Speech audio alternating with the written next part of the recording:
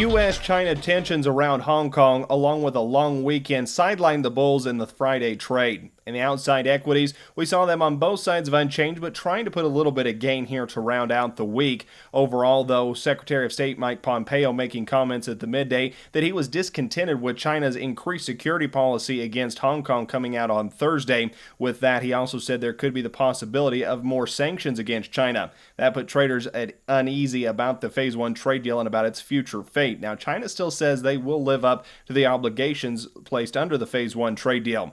With that, investors wanted to make sure they were in a safe haven going into the weekend. That rocketed the U.S. dollar higher, which put broad pressure on the commodities sector. Crude oil lost nearly $1 a barrel.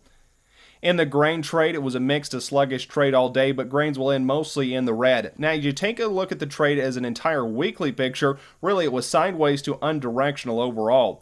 Data coming out on Friday included the virtual winter wheat tour through Kansas, which showed a significantly smaller crop than what they saw just a year ago. Traders also disappointed on the week the fact we didn't see any USDA flash sales of commodities, specifically any commodities sold to China.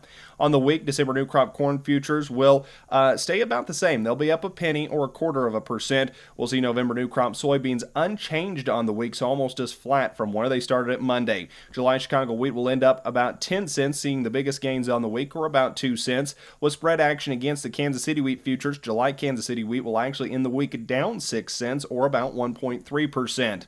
In the livestock trade, again, it was a sideways, non-directional trade day, the most buying being seen in the feeder cattle, with some light losses seen over in the lean hogs and in live cattle. Now, coming into the end of the week, the pork carcass cutout at noon actually has carcass cutouts for pork really similar to those pre-COVID-19 levels. A carcass now nearing back to $100, and we see bellies actually around the $71 to $75 per mark. Now this afternoon we'll have the latest cattle on feed report out. That could again show very small numbers of cattle on feed in comparison to a year ago. On the week, June live cattle will end about 60 cents higher, or about 0.6%. August feeder cattle will end down 2.17, or about 1.6% on the week. And June lean hogs will end up 90 cents, or 1.5% on the week.